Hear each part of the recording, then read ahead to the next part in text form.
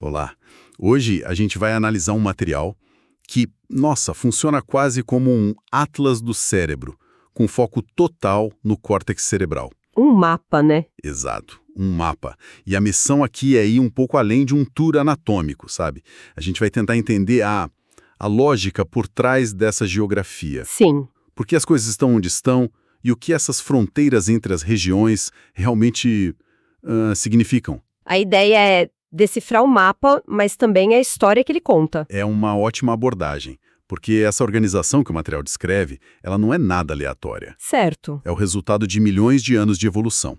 Cada dobra, cada divisão, é tipo um capítulo na história de como nossas habilidades mais complexas surgiram. Antes de saber o que cada parte faz, entender a lógica da localização já nos dá um contexto assim imenso. Certo, então vamos começar pela frente.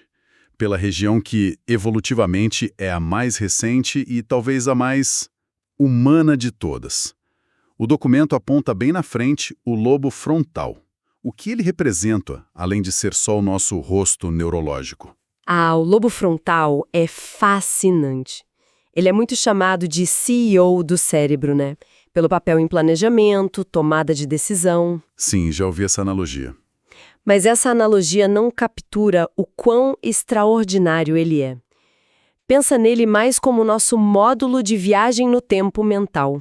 Viagem no tempo. Como assim? É a estrutura que permite a gente projetar o futuro, simular cenários, estabelecer metas de longo prazo e, claro, controlar nossos impulsos para alcançar essas metas.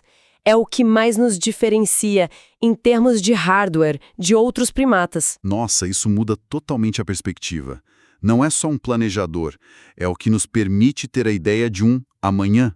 E o que acontece quando esse módulo de viagem no tempo é danificado? Tem exemplos disso? Tem. O caso mais clássico, que é quase um mito fundador da neurociência, é o de Phineas Gage. O da barra de ferro. Esse mesmo. Em 1848, uma barra de ferro atravessou o lobo frontal dele. Ele sobreviveu, o que já é incrível, mas a personalidade dele mudou drasticamente. O Gage, que era amigável, responsável, virou uma pessoa impulsiva, socialmente inadequada. Entendi. Foi a primeira evidência sólida de que a nossa personalidade, o nosso caráter, mora numa parte específica do cérebro. Mostrou que danificar o lobo frontal não afeta a sua capacidade de andar, mas pode apagar quem você é. Impressionante. Então, se o lobo frontal é o CEO que planeja o futuro, o que acontece na sala logo atrás, no lobo parietal? O que nosso mapa diz sobre ele? O lobo parietal é o grande integrador. Se o frontal é o CEO, o parietal é o departamento de operações e inteligência. Ok. Ele recebe um fluxo constante de informações de todo o corpo, tato, temperatura, dor, pressão, e do mundo, e integra tudo para criar um mapa. Um mapa tridimensional coeso da realidade em tempo real. É o nosso GPS interno. Diz onde o nosso corpo termina e o mundo começa, onde os objetos estão em relação a nós. Isso levanta uma questão sobre a dinâmica. Como esses dois departamentos conversam? O planejamento do frontal depende diretamente desse mapa 3D do parietal? Constantemente.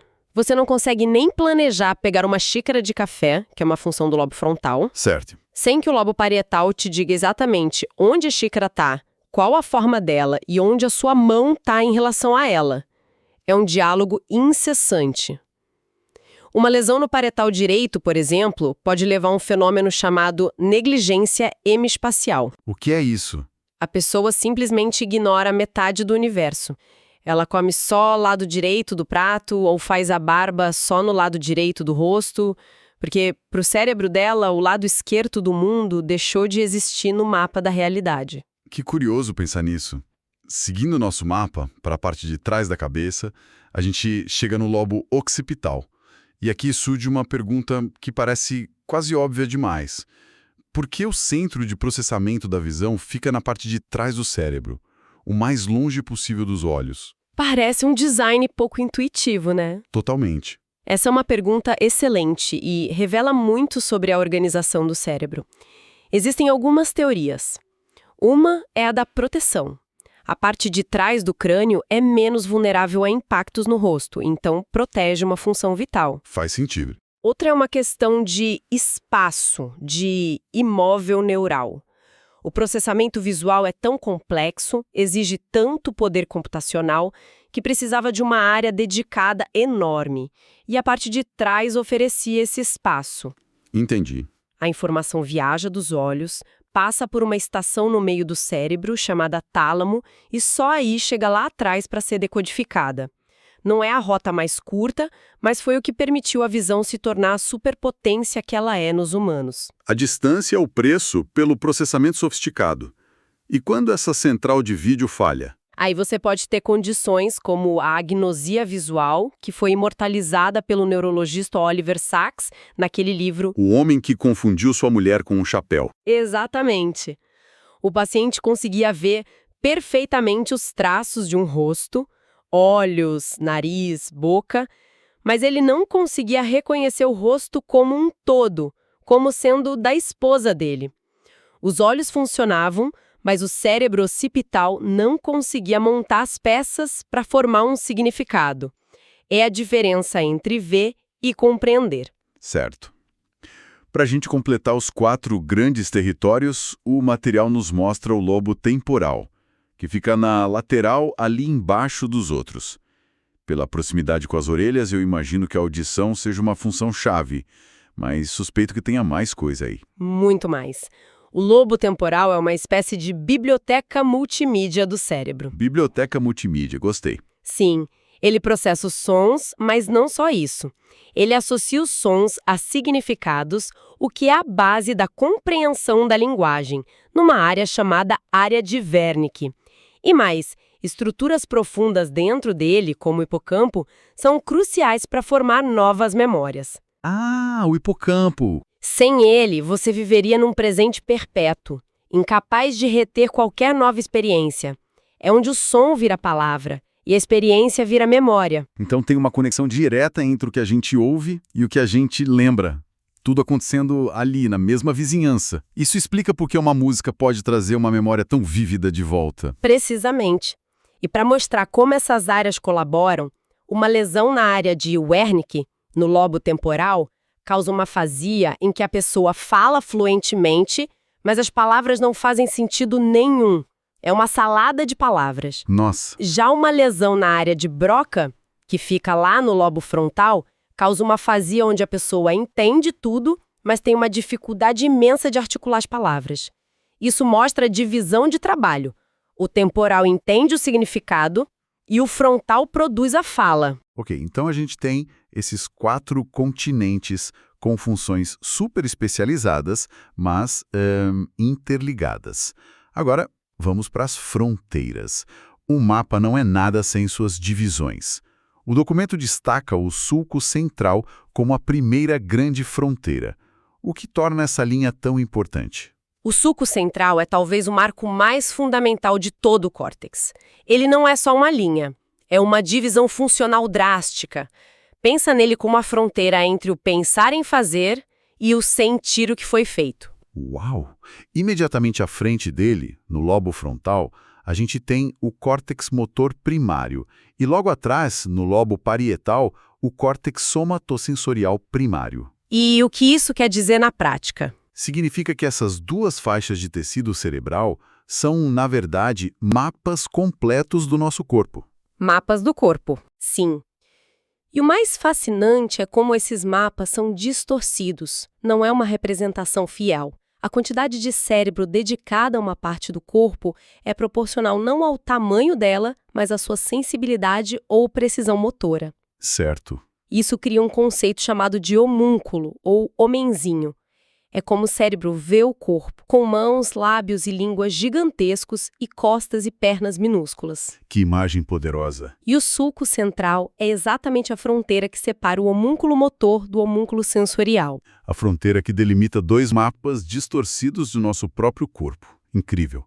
A próxima grande divisão no nosso atlas é o sulco lateral. E o material faz questão de chamar de fissura lateral. Qual é a importância dessa distinção? A precisão do termo é a chave. Na neuroanatomia, um sulco é uma dobra, mas uma fissura é um sulco excepcionalmente profundo.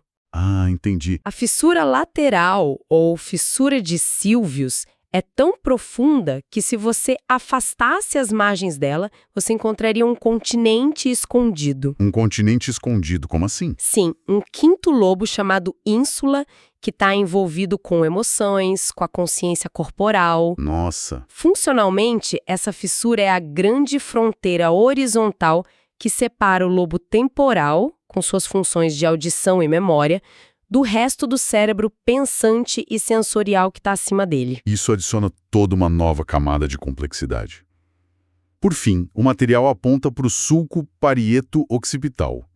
Ele parece ser uma fronteira mais complexa, né? Define limites entre o parietal, o occipital e até o temporal. Isso mesmo.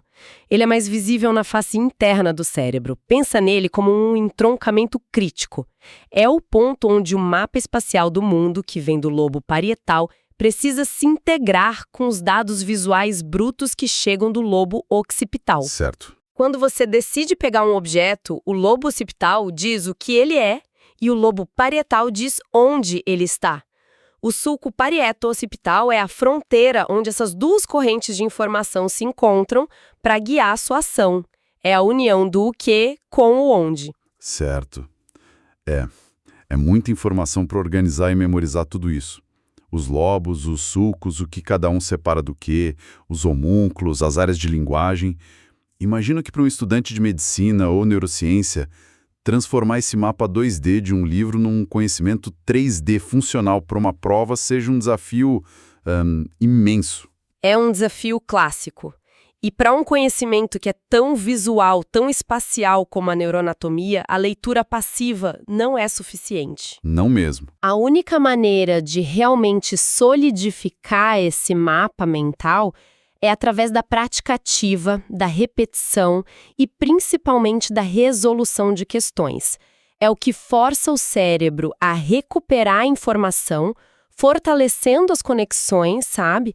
É o que transforma a informação abstrata em conhecimento concreto e duradouro. Pois é. E olha, falando nisso, para quem está nessa jornada, para quem é estudante e quer se preparar de verdade, Sim, essa é a parte difícil. tem uma dica que, nossa, se encaixa perfeitamente aqui.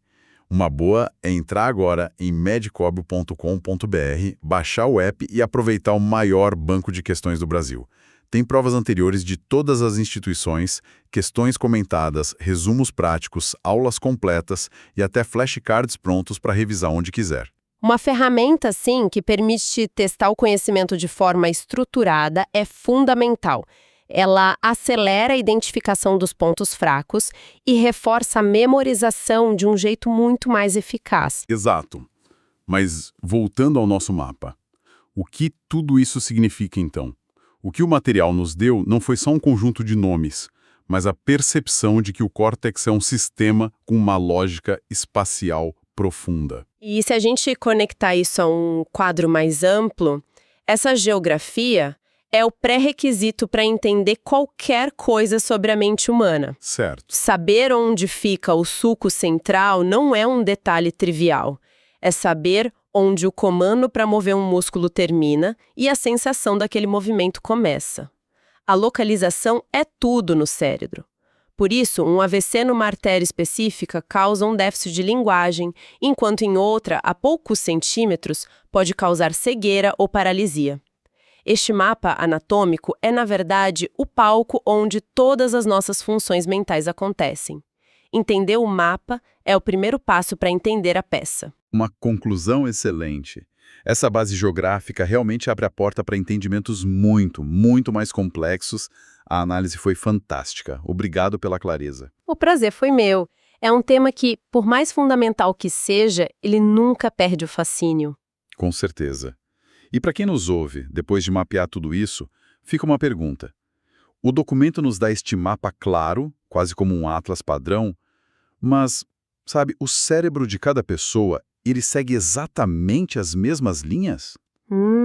Boa pergunta. Ou será que existem, sei lá, pequenas variações individuais nessas fronteiras? Tipo um rio que muda um pouquinho o curso com o tempo. E o que isso significaria, né? Exato. Se sim, o que essas pequenas diferenças na nossa geografia cerebral, o que elas poderiam significar para quem a gente é. Fica aí a reflexão.